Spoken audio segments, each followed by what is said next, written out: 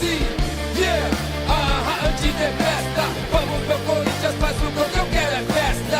Esse é meu time, pode crer, então vamos aí. Do técnico Wagner Mancini. Mancini, boa noite. Eu, Roberto Lioi, da Rádio CBN. Queria que você falasse sobre a estratégia do Corinthians na partida de hoje, né? Me ficou clara a impressão no primeiro tempo do Corinthians marcando um pouco mais atrás, né? Esperando o contra-ataque. Aí sai o gol aos 9 minutos, logo no começo, né? O Corinthians tem que mudar um pouquinho essa postura. Consegue o empate e ao meu ver, quando o Corinthians tentou sair um pouquinho mais para o jogo no segundo tempo, abrir um pouco mais de espaço para o Flamengo para fazer o segundo gol. Você acha que a estratégia foi boa, mas em alguns momentos faltou sorte, faltou de repente competência? Qual a sua avaliação sobre a estratégia que você montou para o Corinthians hoje na derrota para o Flamengo? Obrigado. Boa noite a todos, boa noite Roberto. Eu acho que a estratégia foi bem montada, a equipe ela se empenhou demais em cima disso, né? Marcou um pouco mais baixo, tentando tirar exatamente o campo de jogo do Flamengo, porque o ataque do Flamengo é um ataque veloz que precisa de espaço, então nós diminuímos o espaço e com isso aumentamos a marcação, né? Um time compacto que não deu muita entrada de bola pelo centro do campo, né? Exigindo que o Flamengo jogasse mais por fora, onde é óbvio que dá mais tempo de você fazer a marcação, as coberturas, enfim. Acho que a estratégia foi boa. Acho que faltou um pouquinho de velocidade na nossa saída de bola e talvez ela não tenha sido mais competente em função disso. Acho que faltou um pouquinho de velocidade. Nós até tivemos no empate uma jogada daquilo que era a tônica do jogo, sair rápido, tentar achar um dos velocistas da frente, e de uma maneira geral, lógico que sempre que você perde dá a impressão que a tua estratégia não deu certo, mas muito em cima daquilo que eu vi no jogo, o Corinthians se empenhou, lutou em igualdade de condições e teve oportunidades também na partida. Mancini, boa noite. Aqui é o Marco Belo da Rádio Transamérica. Eu ia até te fazer uma pergunta tática a respeito do jogo, Mancini, a respeito do time que você colocou em campo, mas não tem como fugir da pergunta a respeito do segundo gol do Flamengo, né? Do gol do Gabriel, que o árbitro tinha marcado impedimento e depois voltou atrás, porque pelo menos pelas imagens que a gente vê pela televisão, o Gabriel estava claramente impedido. Então eu queria saber se você quer falar sobre isso e se o árbitro explicou o que ele marcou para validar o gol. Obrigado. Boa noite, Marco.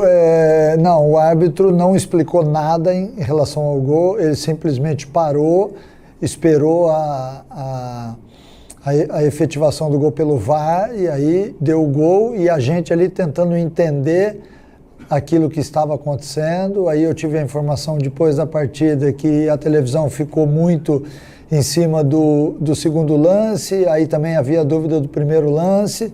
Eu ainda não consegui ver numa tela mais ampla, até para te falar com mais certeza, mas é um lance polêmico, né? Não tenha dúvida que sim. Tem gente dizendo que foi o pé do Fábio que deu chance para que a linha fosse dimensionada, mas enfim, né? Eu acho que são lances que nós estamos acostumando a ver, né? O VAR demorando muito a tomar algumas decisões. A gente lamenta porque o futebol é um esporte onde a emoção ela joga junto com todos aqueles que estão ali participando da partida, e quando você tem que parar o jogo por quase 5 minutos, acaba gerando uma série de fraturas naquele ambiente, né? E aí, obviamente, que atletas, árbitro, auxiliares acabam se enervando e daí o alto número de cartões amarelos.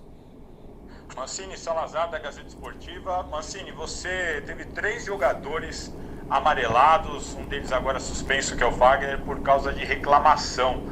Você entende que seus jogadores estavam mais nervosos do que o comum ou houve uma intolerância exagerada do árbitro Rafael Trace? Aproveito para te perguntar sobre a arbitragem do jogo e queria saber de você se você acha que apenas com jogadores que estavam emprestados, jogadores da base, uma reformulação do elenco nesse sentido é suficiente para mudar o patamar do Corinthians. É suficiente sem contratações, sem grandes contratações, Mancini? Obrigado, boa tarde. Boa noite, Salazar. Nós temos limitações no elenco, isso já foi falado, né? Eu conto com alguns atletas possivelmente da base, outros talvez que a gente consiga idealizar algum tipo de negociação.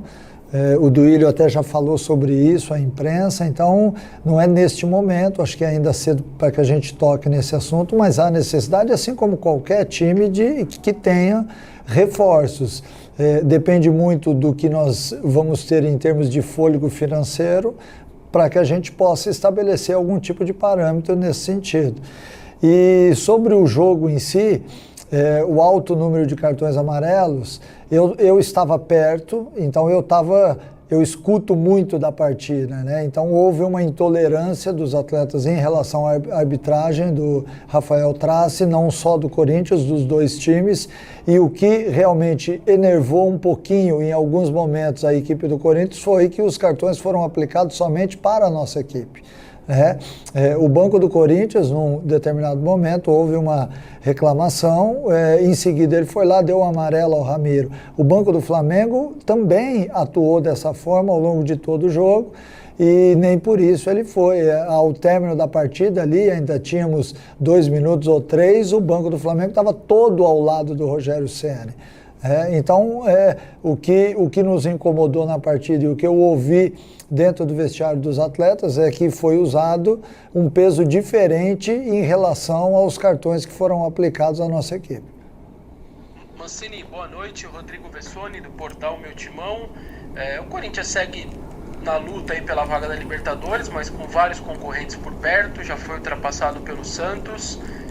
Eu queria que você fizesse uma análise aí das chances do Corinthians e caso essa vaga não se confirme, por ter sido o segundo objetivo colocado por você, você analisaria isso como uma situação normal ou como um fracasso de alguma maneira, de maneira geral, um fracasso aí do trabalho do grupo todo, enfim, seu também? Um abraço, obrigado.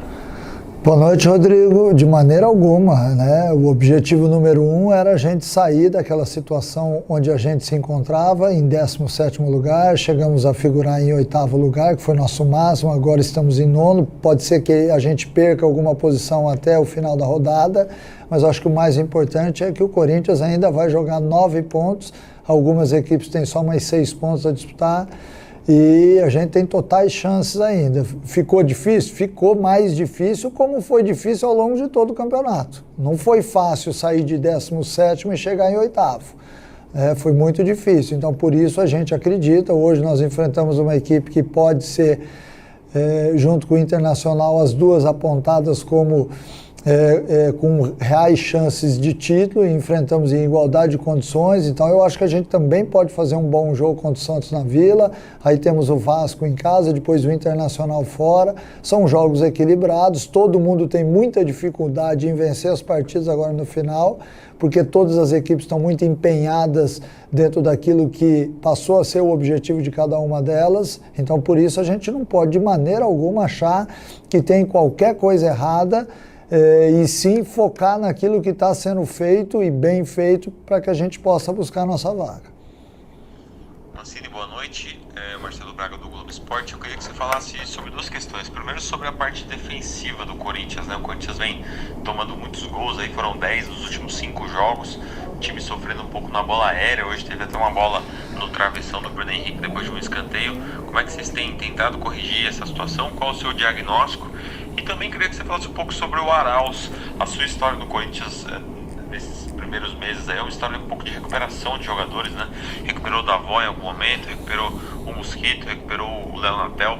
Então eu queria que você falasse sobre o Arauz, por que antes ele não estava jogando, por que ele não conseguia te servir nessa equipe do Corinthians e hoje, o que ele tem te entregado, o que tem te agradado, já que hoje ele foi um dos destaques do time aí. Obrigado, um abraço. Boa noite, Marcelo. Não tenha dúvida que nós, nesses últimos jogos, a gente acabou diminuindo a estatura do time e a gente vem sofrendo com isso, seja em escanteios, em faltas laterais ou até naqueles lances onde a gente briga pela segunda bola, né? A saída do Jô, a saída do Gemerson fez com que a nossa equipe tivesse uma estatura menor. E a gente tem sofrido com isso, sim. Não justifica alguns gols que foram tomados, porque aí entra algumas outras coisas entram em cena que são tão importantes quanto você ter estatura, é você atacar a bola, é você minimizar algum tipo de erro, né? Então nós estamos, de certa forma, pecando em algumas coisas, em alguns detalhes, e por isso a gente tem tomado muitos gols, e isso me incomoda muito, porque a segurança de uma equipe é exatamente você tomar poucos gols para que você possa ganhar a maioria das partidas.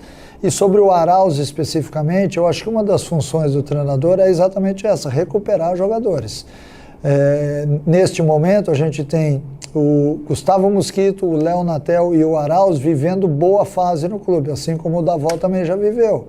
A opção da troca é porque o campeonato é muito longo e exige isso, porque ninguém consegue manter alta performance por um tempo muito longo. Então, por isso, a gente vai fazendo as trocas quando necessárias. Por exemplo, no jogo do Santos, agora eu não tenho o Fagner, né? Mas eu tenho o Michel. Em outros momentos, eu quero deixar a equipe mais alta e eu tenho possivelmente a entrada do Gemerson, do Jô. Eu quero uma equipe que jogue de uma forma mais rápida, que seja mais intensa. Aí a opção pelo Léo Natel, o Mosquito, o Arauz. E o Arauz realmente veio nesses últimos tempos aí, mostrando nos treinamentos, primeiramente, uma grande capacidade de romper linhas. E a gente tem tentado usá-lo nessa função, né? É muito claro quando você desenha uma estratégia de jogo um pouco mais atrás para tirar o espaço do Flamengo, você tem que ter jogadores que tenham essa dinâmica de romper linhas, de chegarem facilmente à frente. E o nosso gol acabou saindo numa jogada assim. Nós até tivemos uma outra com o próprio Arauz, né, que infelizmente deu tempo do zagueiro do Flamengo chegar e travar. Mancini, boa noite, Luiz Teixeira aqui da Rádio Band News FM. Mancini, já projetando o próximo jogo, o clássico contra o Santos na Vila, o Cuca tem todos os jogadores à disposição e 2 beiradas de muita velocidade, o Marinho e o Soteldo. E para esse jogo você não tem o Fagner. Já é uma definição sua iniciar a partida com o Michel Macedo? Existe alguma possibilidade de mudança de esquema pensando nesse jogo e também alteração de jogadores? Boa noite, Luiz. É muito cedo ainda para a gente já falar do jogo do Santos, né? Nós ainda temos o jogo do Flamengo na cabeça, mas a possibilidade maior é óbvio, sem a presença do Fagner, é que o Michel, que é da posição, que está aí esperando, o Fagner teve uma sequência de 25 jogos de titular, jogando os 90 minutos em todos eles, então o Michel deve entrar sim na lateral, não há nenhum tipo de prognóstico para mudança de esquema, até porque nós temos já um esquema que está em formação ainda, para que a gente possa ser forte do jeito que o Corinthians passou a ser nesses últimos tempos. Então é importante que neste clássico a gente tenha uma estrutura bem montada, organizada, para que a gente possa enfrentar o Santos em igualdade de condições. Eles têm Soteldo, Marinho, mas o Corinthians também tem jogadores que são capazes de ir lá e decidir a partida. Obrigado a todos, boa noite e até a próxima. Como eu sou feliz.